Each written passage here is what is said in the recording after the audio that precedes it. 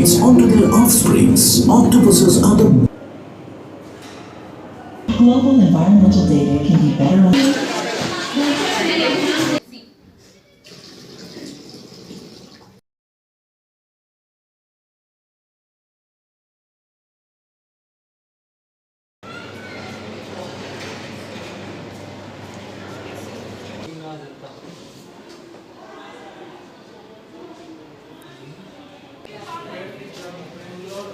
It's onto their offsprings. Octopuses are the best example of exhibiting camouflage. They are the genetic marvels by possessing 10,000 more genes than humans.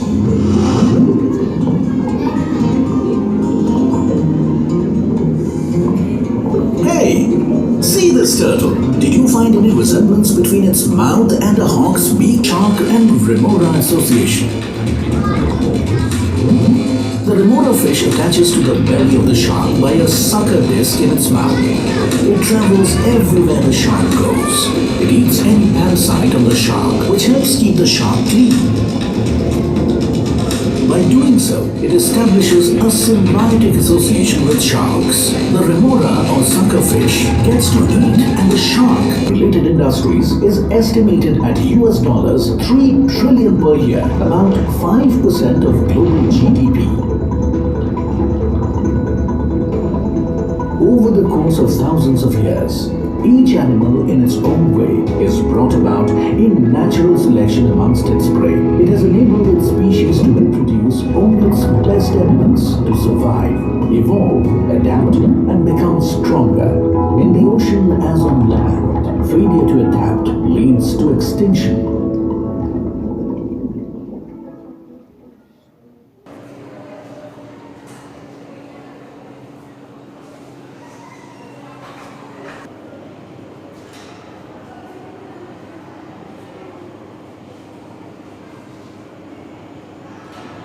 Global environmental data can be better understood when it's converted to images and then shown on Earth's native format. On a sphere, visualizations of environmental processes and relationships provide an appreciation of the connections between the ocean's atmosphere and land. Science on a sphere has no moving parts, but instead uses computers to project animated images onto the surface of a large sphere. Now let's get started on a short series of scientific visualizations. Good afternoon, and I warmly welcome to all Science on Sphere Show here, National Science Center. इसका हमने नाम रखा है A Sky Beyond Our Sky. ये नाम हमने इसलिए रखा है क्योंकि जब हम आसमान में देखते हैं, स्काई में देखते हैं, तो हमें कुछ गिने चुने ये सेलेस्टियल ऑब्जेक्ट दिखाई देते हैं, जैसे सन, स्टार। तो हम इस शो में आपको सेलेस्टियल ऑब्जेक्ट को दिखाएंगे और उसके बारे में बताएंगे। आई होप आपको यह शो पसंद आएगा। अब करते हैं अपने फर्स्ट स्लाइड से। क्या बता सकते हैं ये क्या है? Galaxy. Our home galaxy, milky way galaxy, जिसे हम आकाशगंगा भी कहते हैं। हमारी गैलेक्सी है, उसका जो शेप है वो स्पाइरल लाइक है। ये हमें स्प्रिंग की तरह दिखाई देती है क्योंकि ये इसका एक पैरानॉमिकली व्यू है, इसलिए ये हमें फ्लैट दिखाई दे रही है। इसकी सरफेस पे बहुत सारे येलो ब्राइट स्पॉट देख पा रहे हैं, जो कि एक्चुअल में स्टार्स हैं, तारे हैं। तारों की यह प्रॉपर्टी होती है कि वो लाइट को इमिट करते हैं और गर्म होते हैं। यही रीजन है जो हमारे तारे हैं वो हमें चमकते हुए दिखाई देते हैं। एक रिसर्च किया गया था जिसमें यह बताया गया था हमारी गैलेक्सी मिल्की वे गैलेक्सी में 200 to 400 बिलियन स्टार प्रेजेंट है, और ऐसे ही 100 बिलियन गैलेक्सी हमारी यूनिवर्स में प्रेजेंट है।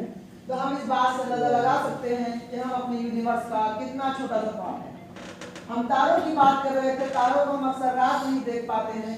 क्या आप बता सकते हैं कि ऐसा कौन सा तारा है जिसे हम दिन में देखते हैं? सन। Sun is the only star that can be seen in a day. Sun is the ultimate source of energy and main component is our solar system. सन की जो अल्टीमेट सोर्स ऑफ एनर्जी है वो आती है इसके सरफेस पे होने वाले रिएक्शन की वजह से। सन की सरफेस पे जो रिएक्शन होता है उसका जो नाम है वो थर्मोन्यूक्लियर फ्यूजन रिएक्शन कहलाता है, और इस रिएक्शन में हाइड्रोजन एटम कंटीन्यूअसली चेंज होते रहते हैं तो हीलियम गैस में और ट्रेमेंडस अमाउंट में हीट को रिलीज करते हैं। यही रीजन है जो हमारे सन का टेम्परेचर है वो बहुत ही ज्यादा होता है। सन हमारे सोलर सिस्टम का 99% स्पेस ऑक्यूपाई करता है। Now move on to our second slide, that is comparison slide. अगर हम कंपेयर करें अपने सन की साइज से, अपने प्लैनेट की साइज से, यानी कि इस स्फीयर पे येलो पार्ट आप जो देख रहे हैं वो हमारे सन के इक्वल हो, तो हमारे बाकी के प्लैनेट कुछ इस तरीके से दिखाई देंगे, जिनमें से स्टार्टिंग के जो 4 प्लैनेट है, that is mercury, Venus, earth and Mars, ये आपको एक डॉट की तरह दिखाई दे रहे हैं। इन प्लैनेट्स को हम टेरेस्ट्रियल प्लैनेट कहते हैं। इनकी सरफेस हार्ड होती है, इनके सरफेस पे हम लैंड कर सकते हैं। लास्ट के जो 4 प्लैनेट है, that is Jupiter, Saturn, Uranus and Neptune. ये प्लैनेट गैसियस प्लैनेट कहे जाते हैं। ये गैस से मिलकर बने होते हैं, इनके सरफेस पे हम लैंड नहीं कर सकते। लास्ट के जो 4 प्लैनेट है, that is Uranus and Neptune. ये भी गैसियस प्लैनेट है, लेकिन ये बहुत ठंडे होते हैं, इसलिए हम उसको गैस जाइंट कहते हैं, आइस जाइंट कहते हैं। नाउ मूव करते हैं अपने फर्स्ट प्लैनेट से, that is our Mercury. Mercury हमारे सोलर सिस्टम का सबसे स्मॉलेस्ट प्लैनेट है। मरकरी हमारे सोलर सिस्टम का फर्स्ट प्लैनेट है। स्टिल मरकरी सन के सबसे क्लोज है, सबसे नियरेस्ट है, लेकिन फिर भी ये सबसे हॉटेस्ट प्लैनेट नहीं है। क्या बता सकते हैं इसका क्या रीजन है? एटमॉस्फेयर। क्योंकि मरकरी के पास इसका खुद का कोई एटमॉस्फेयर नहीं होता, जिससे जब सन की रेज इसकी सरफेस से टकराती है तो स्पेस में रिफ्लेक्ट हो जाती है, जिससे ये दिन के समय बहुत ही गर्म और रात के समय बहुत ही ठंडा होता है। इसकी सरफेस पे आप देख पा रहे हैं, आपको बहुत सारे गड्ढे दिखाई दे रहे हैं। इन गड्ढों को हम क्रेटर्स कहते हैं, और ये क्रेटर्स फॉर्म होते हैं एस्टेरॉइड एंड मेटेरॉइड्स के टकराने से। क्योंकि मरकरी के पास इसका खुद का कोई एटमॉस्फेयर प्रेजेंट नहीं होता, तो ये गड्ढे ऐसे के ऐसे ही रहते हैं। हमारे मून पर भी बहुत सारे क्रेटर्स पाए जाते हैं। हमारे मून के पास भी इसका खुद का कोई एटमॉस्फेयर नहीं होता है। नाउ मूव करते हैं अपने सेकंड प्लैनेट से, दैट इज वीनस। वीनस को हम कई नामों से जानते हैं, the twins of earth, morning and evening star, the hottest and brightest planet. Twins of earth इसलिए कहते हैं क्योंकि हमारी वीनस की जो साइज होती है वो हमारे अर्थ के इक्वल ही होती है। मॉर्निंग एंड इवनिंग स्टार इसलिए कहते हैं जब हमारी अर्थ पर सनराइज होता है, जब हमारी अर्थ पर सनसेट होता है, तो ये हमें स्काई में, आसमान में एक चमकते हुए तारे की तरह दिखाई देता है। हॉटेस्ट एंड ब्राइटेस्ट प्लैनेट इसलिए कहते हैं क्योंकि वीनस के पास एक थिक लेयर की एटमॉस्फेयर पाई जाती है, जिसमें green house gases, carbon dioxide and methane gas होती है, जो सन से आने वाली हीट को ट्रैप कर लेती है और इसकी सरफेस का जो टेम्परेचर है उसको बढ़ा देती है, जिससे इसको हॉटेस्ट एंड ब्राइटेस्ट प्लैनेट भी कहते हैं। वीनस का एक्सिस ऑफ रोटेशन हमारे अर्थ के एक्सिस ऑफ रोटेशन के अपोजिट है। वीनस पे जो सनराइज होता है वो वेस्ट डायरेक्शन में होता है, वीनस पे जो सनसेट होता है वो ईस्ट डायरेक्शन में होता है। नाउ मूव करते हैं अपने थर्ड प्लैनेट से, that is our home planet earth. जैसा कि हम अपने घर के बारे में जानते हैं तो हम ये भी जानते हैं कि हमारे अर्थ पर लाइफ पॉसिबल है। इसके बहुत सारे रीजन है। पहला रीजन है कि हमारे अर्थ का एटमॉस्फेयर। हमारे अर्थ के एटमॉस्फेयर में जो गैसेस का जो परसेंटेज है वो एक्यूरेट है, जो एक लाइफ को पॉसिबल बनाता है।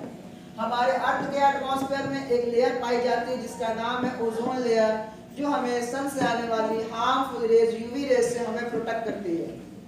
दूसरा रीजन है कि हमारे अर्थ पर वाटर प्रेजेंट है। हमारे अर्थ पर वाटर 3 फेजेस में पाई जाती है, 3 फॉर्म में पाई जाती है। Solid as a glacier, liquid as a ocean, gas as a cloud या वाटर वेपर। आप ये जो अर्थ की इमेज देख रहे हैं, ये एक रियल इमेज है जो कि लिया गया था नासा के द्वारा 2002 में मल्टीपल एंगल से, मल्टीपल टाइम जोन पर, मल्टीपल सैटेलाइट से फोटो क्लिक करके इसको मर्ज करके रिलीज किया गया था by the name of blue marble. Blue marble इसलिए कहते हैं क्योंकि हमारी अर्थ स्पेस से एक नीले कंचे की तरह दिखाई देती है। जहां ब्लू पार्ट वो हमारे ओशन को रिप्रेजेंट करता है, येलो एंड ग्रीन पार्ट हमारे लैंड को, व्हाइट पार्ट एक्सेप्ट अपोल वो हमारे क्लाउड है। पोल पर आप जो व्हाइट पार्ट देख रहे हैं वो हमारे आइस है।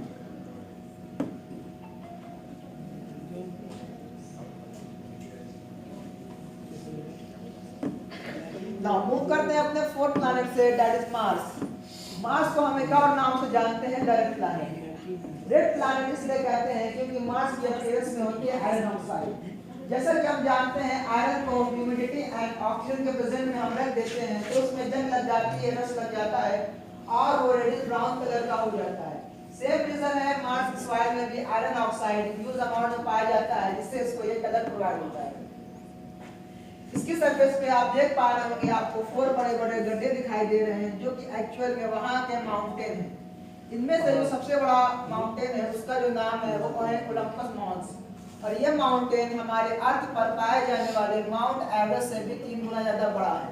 अगर हम ये एज्यूम करें कि कोई पर्सन इसके टॉप पर जाए और ये सोचकर जंप करे कि इसकी सरफेस पे लैंड करेगा, तो ऐसा कभी पॉसिबल नहीं होगा। पहला रीजन ये है कि ओलंपस मॉन्स उसकी हाइट बहुत ही ज्यादा होती है। दूसरा रीजन है कि हमारे मार्स की ग्रेविटी वो बहुत ही कम होती है, जिससे वो पर्सन स्पेस में लॉस्ट हो जाएगा, इसकी सरफेस पे कभी लैंड नहीं करेगा। Now move on to our fifth planet, that is Jupiter. Jupiter हमारे सोलर सिस्टम का फिफ्थ प्लैनेट है। Jupiter हमारे सोलर सिस्टम का सबसे लार्जेस्ट प्लैनेट है। Jupiter हमारे सोलर सिस्टम का पहला गैसीय प्लैनेट भी है। इसकी सरफेस पे आप बहुत सारी रिंग्स देख पा रहे हैं, जो कि एक्चुअल में रिंग्स नहीं होती, डिफरेंट डेंसिटी की गैसेस होती हैं। जैसा कि हम जानते हैं वाटर एंड ऑयल आपस में कभी मिक्स नहीं होती, सेम रीजन है ये गैसेस आपस में कभी मिक्स नहीं होती और डिफरेंट पैटर्न बनाती हैं, जिनमें से कुछ गैसेस क्लॉकवाइज कुछ एंटी क्लॉकवाइज जुपिटर का रिवॉल्व करते रहते हैं। इसकी सरफेस पे एक आई जैसा स्ट्रक्चर आप देख रहे हैं, जिसका नाम है the red spot the giant eye, जो कि एक्चुअल में जुपिटर की सरफेस पे आया हुआ है स्टॉर्म है, एक तूफान। और ये तूफान इतना बड़ा है कि इतने तूफान में हमारी 3 अर्थ फिट हो सकती है। तो क्या आप बता सकते हैं कि पूरे जुपिटर में हमारी कितनी अर्थ फिट हो सकती होगी? 54। यस 54। और ज्यादा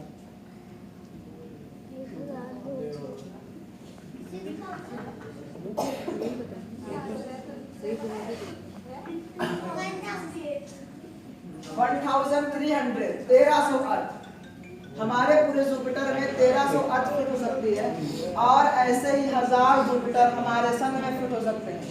तो हम इस बात से अंदाजा लगा सकते हैं कि हम अपने सोलर सिस्टम का कितना छोटा समूह। नाउ मूव करते हैं अपने 6th प्लैनेट से, दैट इज सैटर्न। सैटर्न अपनी रिंग्स की वजह से आपको अनफैमिलियर सा लग रहा होगा, क्योंकि सैटर्न की जो रिंग्स होती है उसका खुद का पार्ट नहीं होता, वो फॉर्म होते हैं dust particle ice of created moon से, जो इसकी ग्रेविटी के कारण इसका रिवॉल्व करते रहते हैं। सैटर्न का फैक्ट ये है कि सैटर्न को हमारे सोलर सिस्टम का सबसे लेस डेंसिटी वाला प्लैनेट भी कहते हैं। अगर हम ये एज्यूम करें एक बड़ा सा पूल ले लें, उसमें हम वाटर को फिल कर दें, उसमें हम सैटर्न को डुबो दें तो सैटर्न उसमें कभी नहीं डूबेगा, क्योंकि सैटर्न की जो रिंग्स होती है, सैटर्न की जो डेंसिटी होती है वो बहुत ही कम होती है, इससे वो वाटर में कभी नहीं डूबता, उसकी सरफेस पे फ्लोट करता है, तैरता है। Now move on to our 7th planet Uranus. Uranus and Neptune हमारे सोलर सिस्टम में लास्ट में होते हैं, जिनसे जो सन की रेज होती है वो प्रॉपर अमाउंट इनकी सरफेस पर नहीं पहुंच पाती, जिनसे जो वेदर कंडीशन होती है वो काफी एक्सट्रीम होती है। यूरेनस से एक सड़े हुए अंडे की स्मेल आती है, क्योंकि इसके एटमॉस्फेयर में एक गैस पाई जाती है जिसका नाम है हाइड्रोजन सल्फाइड। यूरेनस अपने एक्सिस पे 98 डिग्री का टिल्ट रखता है, झुकाव रखता है, जिससे ये सन के अराउंड चक्कर लगाता है, रिवॉल्व करता है, तो ऐसा लगता है कोई उड़ता हुआ बिलक जा रहा है।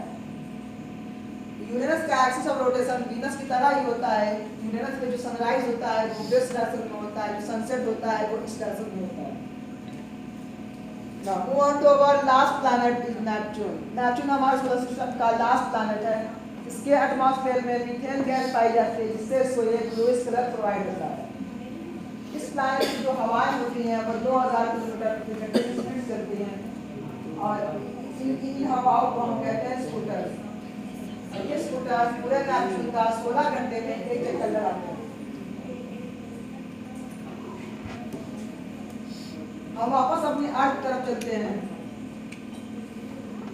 हम जानते हैं कि हमारी अर्थ पर एक तरफ दिन होती है तो एक तरफ रात। This slide to show you day and night in our earth. Dark side में आपको येलो ब्राइट स्पॉट देख रहे हैं, जो कि एक्चुअल में आर्टिफिशियल लाइट है, जो हमारे घरों में जलते हैं। क्योंकि हमारी अर्थ पर ये इलेक्ट्रिसिटी पॉसिबल है, तो ऐसा नज़ारा सिर्फ हमारी अर्थ पर ही देखने को मिलता है।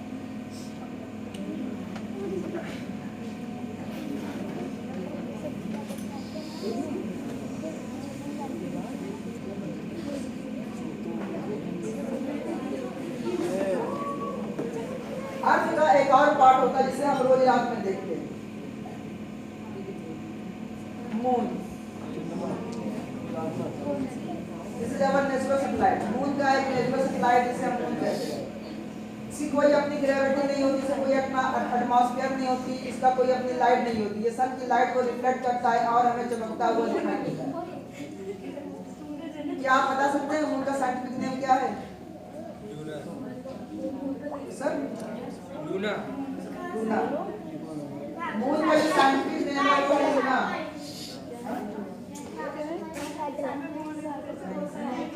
मून का साइंटिफिक नेम है लूना। आप इसे लूनर इक्लिप्स से रिलेट कर सकते हैं। हम मून को ऐसे नहीं देखते, हम मून के डिफरेंट फेजेस को देखते हैं। This slide will show you phases of moon, to creation moon, to new moon, to the full moon, जिसे हम अमावस और पूर्णिमा भी कहते हैं। This is our last slide. क्या आप बता सकते हैं येलो मूविंग डॉट आपको क्या रिप्रेजेंट कर रहे हैं?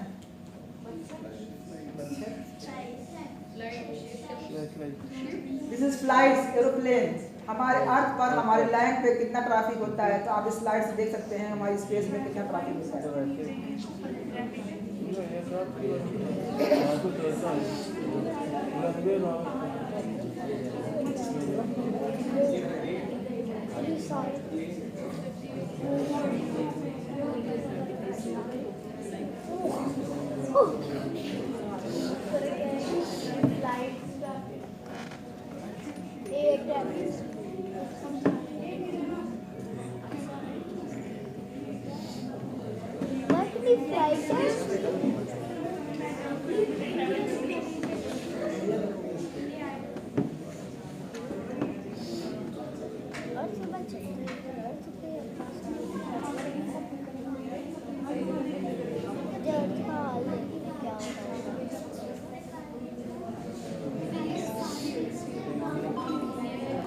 ये हमारी लास्ट स्लाइड थी। ये शो यही पर एंड होता है। आई होप आपको ये शो पसंद आया होगा। Thank you.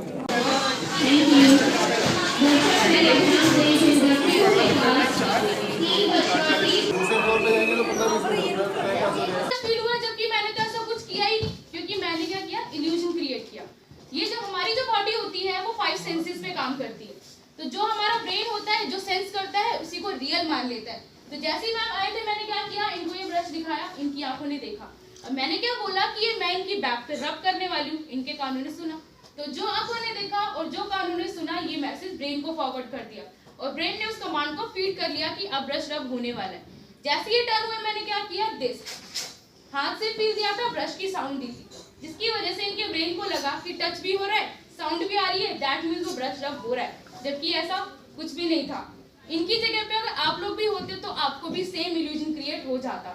मैजिशियन अपनी मैजिक ट्रिक में या तो साइंस के कोई सिंपल से लॉजिक करके अपना मैजिक दिखाते हैं, या इसी तरीके का इल्यूजन करके वो हमें भ्रमित करते हैं, हमारी आंखों को धोखा देते। एक्चुअल में मैजिक कुछ भी नहीं होता। अब नेक्स्ट एक्टिविटी में मैं आपको अपने दोस्त से मिलाती हूँ। ये है मेरा दोस्त अक्षय। किसी को अक्षय का मतलब पता है? किसी को नहीं पता? इसका कोई शय नहीं होता, जिसका कोई अंत नहीं होता। अब जैसा इसका नाम है वैसा इसका काम है। ये क्या करता है, ये मेरा सबसे अच्छा दोस्त है। मैं इससे जब भी पानी मांगती हूँ, ये मेरे को तुरंत पानी ला के देता है।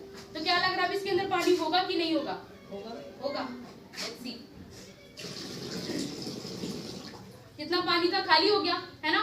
अब मुझे क्या करना है, जस्ट इससे रिक्वेस्ट करनी है कि हे प्यारे अक्षय, मुझे थोड़ा सा पानी दो। तो मेरा दोस्त है तो मेरी हेल्प करनी चाहिए कि नहीं करनी चाहिए? ऑब्वियसली, है ना। आप लोगों के फ्रेंड आपकी हेल्प करते हैं? बड़ी कम आवाज आ रही है। बाकी लोग की नहीं करते क्या? कैसे दोस्त रखे हुए हैं? बैठो तो दोस्त लोगों के साथ हो, हैं? दोस्त हेल्प नहीं करते, पार्टी बदल लो। अब ये क्या करता है, ये मेरी हेल्प करेगा कि नहीं करेगा? दे देगा पानी? नहीं, खाली हो गया था ना। पानी कहाँ से देगा जब पानी खाली हो गया तो? पर ये मेरा सच्चा दोस्त भी तो है। मैंने पहले ही बताया था, जब भी पानी मांगती हूँ तुरंत पानी ला के देता है। कभी देखते ही ये सच्चा दोस्त है कि नहीं है, हेल्प करेगा कि नहीं। Let's see. अरे वाह, ये तो सच्चा दोस्त निकला, है ना। आप लोगों को इसका फ्रेंड बनना है? किस को बनना है? सिर्फ बच्चों को बनना है? बड़े लोगों का दोस्ती पे से विश्वास उठ गया? बैठो तो दोस्त लोगों के साथ हो, पर दोस्ती पे विश्वास नहीं है ना। धोखेबाज कहीं के। तभी क्या करना है, इसका दोस्त बनने के लिए 2 कंडीशंस हैं जो आपको फॉलो करनी है। पहली कंडीशन कि इससे प्यार से बात करनी है, गुस्से से बात नहीं करनी। गुस्से से बात करोगे ये भी गुस्सा हो जाएगा, पानी नहीं देगा। दूसरा, ग्रीडी नहीं होना, लालची नहीं होना। अगर आप लोग सोचो कि एक बार में इतना सारा पानी निकाल दें कि समुद्र के समुद्र बहा दें, या आप जितने भी बैठे हैं सबको भिगा दें, ऐसा नहीं चलेगा। तो पहला प्यार से बात करनी है, दूसरा ग्रीडी नहीं होना। तो इसका फ्रेंड बनने के लिए आप मेरे पीछे रिपीट कीजिएगा कि हे प्यारे अक्षय, मुझे थोड़ा सा पानी दो। क्या लग रहा है, बन गया होगा दोस्त? चलो देखते हैं आपका दोस्त बना के। अरे वाह, ये तो आप लोगों का भी दोस्त बन गया है ना, बेस्ट फ्रेंड। बट इसका मतलब ये नहीं है कि घर ले जा सकते हैं, ये हमारी अमानत है, ये यहीं रहेगा। अभी मेरे हाथ में ये बॉटल है, इसके अंदर आपको क्या दिख रहा है? और कुछ भी है जो दिख नहीं रहा? एयर स्पेस ऑक्यूपाई करती है। अगर इसमें पहले से एयर प्रेजेंट है तो क्या ये बलून फूलेगा? यस और नो? नो? पक्का? हाँ भी आवाज आ रही है। एक बार वोट करके देखते हैं कितने लोगों को लग रहा है कि फूल जाएगा। बड़े कम लोगों को लग रहा है, कोई बात नहीं, थैंक्स फॉर योर सपोर्ट।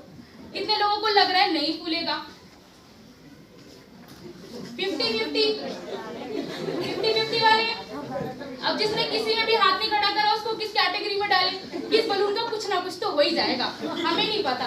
ये लोग होते हैं दो नाव में सवार, जहाँ अच्छा लगता है फटाक से कूद जाते हैं। तो सबसे पहले इन्हीं का डाउट क्लियर करते हैं कि क्या होगा इसका। Let's see.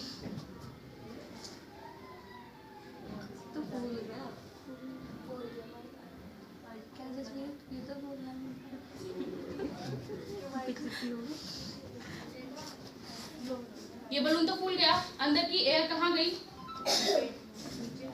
नीचे कहाँ? यू मीन कंप्रेस हो गई, है ना? एयर कंप्रेस होती है, करेक्ट है। पर एयर को कंप्रेस करने के लिए बहुत ज्यादा हाई प्रेशर चाहिए। मेरे को देख के कहीं से लग रहा है कि मेरी फूक में इतना प्रेशर होगा कि मैं एयर को कंप्रेस कर दूं। Is it possible? फूक से पॉसिबल नहीं है। कोई मशीन होती तो शायद हम कर देते। अगर आप ध्यान दो तो उसके ऊपर कोई ढक्कन नहीं है और मैंने कोई नोट भी नहीं बांधी हुई, स्टिल वो एयर बाहर नहीं आ रही। हाउ? नॉर्मली आप बलून फुलाते हो, उसको छोड़ देते हो, उसकी सारी एयर बाहर आ जाती है। ये भी बलून है, इसकी तो नहीं आ रही है। कैसे आएगी? ये एयर तो बाहर आएगी, पर कैसे आएगी? कुछ कह रहे हैं हम आप शायद। नहीं बोलिए, कोई दिक्कत नहीं है। नहीं, okay। तो ये कैसे आएगी बाहर? ये है मैजिक बॉटल और ये है मेरी बॉटल। मैंने क्या किया है, कुछ मंत्र फूका हुआ है, जिसकी वजह से ये सिर्फ मेरी आवाज पहचानती है। मैं बोलूंगी गो एयर, तभी ये एयर बाहर जाएगी, अदरवाइज ये एयर बाहर नहीं जाएगी। आप बोल के बोलिए गो एयर। आप भी बोलिए गो एयर। आप भी बोलिए। तीनों ने अलग अलग साउंड में बोला, अलग अलग इंटेंसिटी से बोला, है ना? फिर भी इन्होंने नहीं सुनी। मैंने पहले ही बोला था मंत्र फूका हुआ सिर्फ मेरी आवाज पहचानती। मैं बोल के देखूं क्या लग रहा है? चली जाएगी कि आप ही बोल रहे हैं? चली जाएगी। Go Air. बलून की सारी एयर बाहर। था ना मैजिक? था कि नहीं था? था, है ना? नहीं था। पक्का? नहीं था। तो फिर क्या था? साइंस। रिवील करते क्या था? चलो रिवील कर देते हैं। इसके बॉटम में छोटा सा होल है। अगर मैं इस होल को कवर करते हुए इस बलून को फुलाऊं, कभी नहीं फूलेगा, क्योंकि पहले से एयर प्रेजेंट है जिसने स्पेस ऑक्यूपाई किया हुआ है। मैं क्या करती हूँ, उसको फुलाने से पहले इस होल पे से हाथ हटा लेती हूँ, तो जो अंदर की एयर है वो इस होल के थ्रू बाहर आ जाती है और ये बलून इजीली फूल जाता है। जैसे ही फूला, मैंने इस होल को दोबारा से कवर कर लिया। अब जो एयर का प्रेशर बाहर था और जो एयर का प्रेशर इस बलून के अंदर था, दोनों सेम हो जाते हैं, जिसकी वजह से ये ओपन होने के बावजूद भी एयर बाहर नहीं आती। पर जैसे ही मैंने बोला गो एयर बोलते इस होल पे से हाथ हटा लिया, तो जो बाहर की एयर थी वो इस होल के थ्रू अंदर गई, उसने बलून पे प्रेशर डाला और बलून की सारी एयर बाहर आ गई। ये था एयर प्रेशर का सिंपलर सा वर्जन। पर हम ये दिखाते हैं अक्षय को समझाने के लिए। ये एयर प्रेशर का थोड़ा कॉम्प्लेक्स और एडवांस वर्जन है। इसकी नेक पे भी एक छोटा सा होल है, सी। ये एक डबल वॉल्ड जार है जिसके अंदर एक ग्लास फिट है और उस ग्लास के बॉटम में भी एक छोटा सा छेद है। जब मैं स्टार्टिंग में आई थी तो मैंने इसके अंदर पानी भरा था। पानी उस होल से होते हुए जार के अंदर फिल हो जाता है और इस होल की वजह से एयर अंदर जाती है, वो जार वाले पानी पे प्रेशर डालती है और प्रेशर की वजह से पानी वापस से ग्लास के अंदर ट्रेवल कर जाता है और वो उतना फिल हो जाता है सो दैट वो जार के साथ अपना लेवल मेंटेन कर सके। इसको आप ऐसे समझो, मान लो आपके पास एक भरा हुआ कंटेनर है, एक खाली कंटेनर है, आप उसको पाइप से जोड़ दो तो भरे वाले में से खाली वाले में कितना पानी ट्रेवल करता है सो दैट दोनों में इक्वल हो जाए। तो इस ग्लास में भी उतना पानी भर जाता है जितना इस जार के अंदर पानी है। पलटने से पहले मैं क्या करती हूँ, इस होल को कवर कर लेती हूँ, तो जितना पानी इस ग्लास के अंदर है वो सारा बाहर आ जाता है और बाकी पानी जार के अंदर ही रह जाता है। सीधा करते ही सोल पे से हाथ हटाया और ये प्रोसेस बार बार रिपीट होता रहता है। इस तरीके से ये मल्टीपल टाइम में हमें पानी दे सकता है जब तक इस जार के अंदर पानी है। पलटने से पहले अगर मैं इस होल को कवर ना करूं तो क्या होगा, पानी इसी होल से बाहर आ जाएगा और मेरी पोल खुल जाएगी। बड़े बड़े मैजिशियन है सेम मैजिक को वाटर ऑफ इंडिया के नाम से दिखाते हैं, जिसमें आपको बोलेंगे कि आप जिस नदी का पानी बोलोगे उस नदी का पानी यहाँ लाके दिखाएंगे। तो हम भी आपको लाके दिखाते हैं गंगा का पानी। बैठे बैठे कीजिए गंगा दर्शन, हर हर गंगे। तो कर दिया हमने भी मैजिक, बन गए हम भी मैजिशियन। इससे आपको क्या समझ में आया कि इसी तरीके के साइंस के कोई सिंपल से लॉजिक होते हैं जो कि मैजिशियन अपनी मैजिक ट्रिक में यूज करते हैं। क्योंकि हमें इनके लॉजिक नहीं पता होता तो हमें लगता है कि एक्चुअल में मैजिक हो रहा है, जबकि ऐसा कुछ भी नहीं था। अब नेक्स्ट एक्टिविटी में आज किसी का बर्थडे है क्या, या किसी का बर्थडे आने वाला हो? आपका आज इनका बर्थडे सेलिब्रेट करते हैं। मैम एनिवर्सरी है, एनिवर्सरी है। अब उन्होंने हैंड रेज कर दिया। आ जाओ आ जाओ, घबराहट क्यों आ जाओ, अभी घबराहट नहीं, थोड़ी देर बाद घबराहट हो। आ देखो, अब इनका बर्थडे सेलिब्रेट करते हैं। आप लोगों का पता नहीं पर हमारा रूल है जिसका बर्थडे 10 फ्लो में इतना फुला दिया। ये मैं कितने फ्लो में फुला दूंगी? 5। ओके, कितने? 1। इतना कॉन्फिडेंस मुझे खुद पे नहीं है जितना इनको मेरे पे है। विदाउट एनी, मैंने बोला फ्लो करके, उनसे मेहनत करवाई तो हम भी करेंगे, चीटिंग नहीं होगी। ओनली 1। लेट्स सी, देखते हैं कितने में खुलेगा। टाइटली पकड़ के, टाइटली पकड़ना है। कितने फ्लो में खुला? ओनली 1। इसमें मेरी सिर्फ 1% मेहनत थी, 99% मैंने साइंस का लॉजिक यूज किया। उन्होंने थोड़ा हार्ड वर्क किया, मैंने स्मार्ट वर्क किया। पेट में दर्द होने लग गया उनके फुलाते फुलाते कोई नहीं, टेक रेस्ट। तो अभी इसमें कौन सा लॉजिक लगा है, वो है बर्नौलीज प्रिंसिपल। अब बर्नौली जी क्या बोलते हैं, वो कहते हैं अगर किसी रीजन में एयर की स्पीड हाई हो तो वहाँ एयर का प्रेशर कम हो जाता है। अगर मैं बलून को इस तरीके से फुलाऊंगी तो पता नहीं कितने फ्लो लगेंगे इसको फुलाने में, क्योंकि उतनी ही एयर अंदर जा रही है जितना मैं ब्लो करती हूँ। मैं क्या करती हूँ, उसको दूर से फुला, जिसकी वजह से मेरे माउथ और इसकी ओपनिंग में एयर की स्पीड हाई हो जाती है। अब एयर की स्पीड हाई हुई तो प्रेशर कम हो जाता है। जैसे ही प्रेशर कम हुआ, आसपास की एयर भी मेरे एक ब्लो के साथ इसके अंदर रश कर जाती है और एक ही ब्लो में इतना बड़ा बलून इजीली फूल जाता है। अगर आप हमारी गैलरी विजिट करोगे तो हमारे एग्जिबिट है फ्लोटिंग बॉल, जो बॉल हवा में तैर रही है। वो भी सेम बर्नौलीज प्रिंसिपल के कॉन्सेप्ट पे काम करता है। एक जगह और बर्नौलीज प्रिंसिपल लगता है, आप सभी ने मेट्रो में ट्रैवल किया है, सबने किया ना, उसमें अनाउंसमेंट आपने सुनी होगी, please stay behind the yellow line, कृपया पीली रेखा के पीछे रहिए। अब ये तो पता है कि हाँ भाई धक्के आगे को गिर जाएंगे, पर क्यों गिरेंगे, एक्चुअल लॉजिक बता दूं। अगर आप प्लेटफॉर्म पे खड़े रहते तो उस टाइम पे हमारी बॉडी पे एयर का प्रेशर चारों तरफ से लग रहा होता है, जो कि एक दूसरे को कैंसिल आउट करता है और हम कंफर्टेबली खड़े रहते हैं। पर जैसी ट्रेन बहुत हाई स्पीड में आती है, क्योंकि वो हवा को काटते हुए आती है, जिसकी वजह से उसके आसपास की एयर की स्पीड हाई हो जाती है। जैसी ट्रेन हमारे सामने से गुजरी, उसकी जो आसपास की एयर है वो हमारी आगे वाली एयर की स्पीड को हाई कर देती है। अब स्पीड हाई हुई तो प्रेशर कम हो जाता है, आगे जो एयर है उसका प्रेशर हो गया कम और बैक साइड पे जो एयर है उसका प्रेशर हो गया ज्यादा, जिसकी वजह से वो हमें आगे की तरफ धकेल सकती है।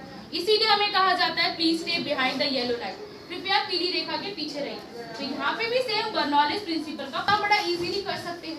अब नेक्स्ट एक्टिविटी में आप लोगों ने लाइटनिंग देखी है, थंडरबोल्ट सभी ने देखी होगी, कैसे फॉर्म होती है, कितनी कैसे करती है, atoms, positive and negative ions. Okay correct है, क्योंकि क्लाउड्स के अंदर पॉजिटिव नेगेटिव चार्जेस होते हैं, आयंस होते हैं, जो कि एक दूसरे को अट्रैक्ट करते हैं, कोलाइड करते हैं, लाइटनिंग फॉर्म होती है। अब कोई भी चार्ज है अपने आप को न्यूट्रल करने की कोशिश करता है, इसी तरीके से लाइटनिंग भी अपने आप को न्यूट्रल करने की कोशिश करती है, जिसकी वजह से वो ग्राउंड में आती है, जो क्योंकि ग्राउंड में भी चार्जेस होते हैं। इसीलिए जो लोग बोलते हैं कि बिजली गिर गई, एक्चुअली वो न्यूट्रलाइज हो रही होती है। उस टाइम पे उसके बीच में कोई भी ऑब्जेक्ट आता है वो उसको जला के राख कर देती है। वैसे तो हमारी एयर एक तरीके का इंसुलेटर है, इलेक्ट्रिसिटी पास नहीं करती, पर अगर किसी कंडक्टर में एक्सेस अमाउंट में इलेक्ट्रिसिटी प्रोड्यूस हो जाए तो हमारी एयर इंसुलेटर से कंडक्टर बन जाती है और वो इलेक्ट्रिसिटी को पास कर देती है। इसीलिए जो लाइटनिंग है वो एयर से होते हुए क्लाउड से ग्राउंड में आ जाती है। हम आपको यहाँ पे आर्टिफिशियल लाइटनिंग दिखाते हैं with this separators. This is when D graph generator, जिसके बॉटम में एक मोटर फिट है, ये एक इंसुलेटिंग बेल्ट है जो रोटेट होती है, एंड दिस इज कंडक्टिंग डोम। जैसे ही हम मोटर को स्टार्ट करते हैं, इसके सारे पॉजिटिव चार्ज इस बेल्ट से होते हुए इस डोम पे आके कलेक्ट हो जाते हैं। और जब एक्सेस अमाउंट में इसमें चार्ज कलेक्ट होता है तो वो चार्जेस की लीकेज स्टार्ट कर देता है, जो कि लाइटनिंग इफेक्ट देता है। और वो लाइटनिंग इफेक्ट जो होता है, लीकेज होती है किसी भी नियर बाई कंडक्टर या कोई भी नेगेटिवली चार्ज बॉडी पे जाएगी। तो अभी देखते हैं इसके अंदर लाइटनिंग कैसे दिखती है। अब ये जो लीकेज थी वो किसकी वजह से, ये जो डोम है ये ग्राउंडेड है और नेगेटिवली चार्ज है, इसीलिए सारी लीकेज इसी के ऊपर आ रही है। अगर मैं इस डोम का यूज ना करूं तो इसके नियर बाय कंडक्टर मैं ही खड़ी हूँ तो ये मेरे को शॉक दे देगा। और अगर मैं इसको लेके दूर जाऊंगी तो ऐसा नहीं है कि लाइटनिंग बहुत बड़ी दिखेगी, क्या होगा, इसके नियर बाय कंडक्टर आप में से कोई आ जाएगा तो ये किसी को भी शॉक दे देगा। अच्छा, आप लोगों ने सुना होगा कि करंट लगता है तो बाल खड़े हो जाते, सुना है? करवाने किसी को बाल खड़े, स्पाइक्स बनवाने? अरे एकदम मुफ्त, 1 रुपया नहीं लगेगा, मुफ्त मुफ्त मुफ्त, फ्री ऑफ कॉस्ट। देख लो, सोच लो, करवाने हो तो। नहीं, करंट देख के सबकी हालत टाइट हो रखी है। ऐसे दूसरों को नहीं उठाना होता, खुद आना होता है। अपना हाथ नीचे करके बैठे, उनको जबरदस्ती उठा रहे हैं। चलो एक काम करते हैं, अब आपके बाल नहीं खराब करते, हम ये बिग यूज करेंगे। देखते हैं क्या होगा इसके साथ।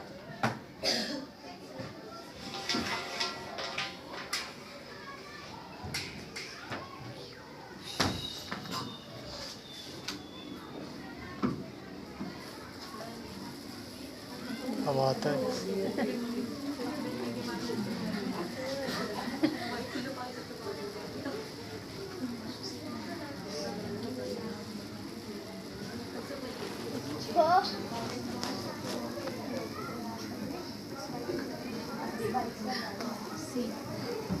क्या हो रहा है? चार्ज आ रहा है। हाँ, इलेक्ट्रोस्टैटिक।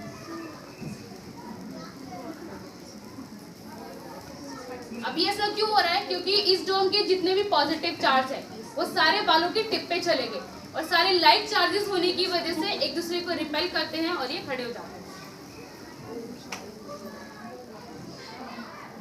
अभी आप देख रहे हो, मैंने स्विच भी ऑफ कर दिया, स्टिल वो खड़े हुए हैं क्योंकि अभी चार्ज न्यूट्रलाइज नहीं हुआ है।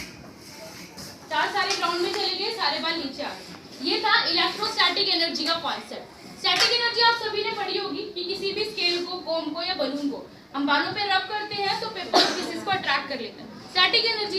उसी तरीके की इलेक्ट्रोस्टैटिक एनर्जी इस एपरेटस में भी फॉर्म होती है। अब हमने इसको कंप्लीटली न्यूट्रलाइज कर दिया है तो हम इसको टच भी कर सकते हैं, करंट नहीं लगेगा। अब लास्ट एक्टिविटी में इनको चला के देखते हैं। ये है थोड़े से ढीठ बच्चे, वो होते हैं ना जिनको कुछ भी कहते रहो उन्होंने कुछ नहीं करना, उन्होंने अपने मन की करनी होती है। शायद बहुत सारे लोग होंगे भी यहाँ पे, बच्चे लोग है ना, मम्मियाँ सारी साथ दिला रही हैं। हाँ है। तभी क्या करते हैं, इनको देखते हैं चला के। ये भी थोड़े वैसे ही हैं, मन करता है तो कमांड ले लेते हैं, नहीं तो बोलते रहो, कुछ नहीं करना। तो प्लीज माइंड मत करिएगा, अगर ये कमांड ना ले तो हम ट्राई कर सकते हैं।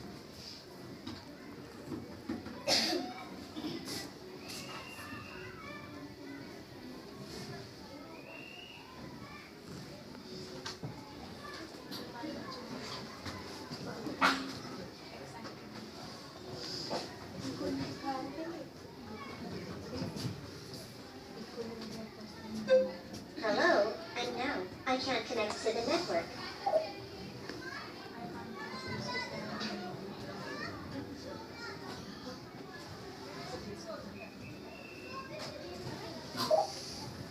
Stand up. Do you want me to stand up? Yes. Yes. All right, here I come. Stand up.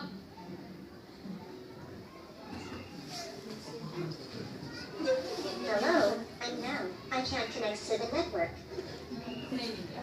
आज थोड़ी गिटपंती दिखा दी इन्होंने। तो ये मेरी तरफ से आज की लास्ट एक्टिविटी थी। होप आपको ये शो पसंद आया होगा। Thank you very much. Have a nice day.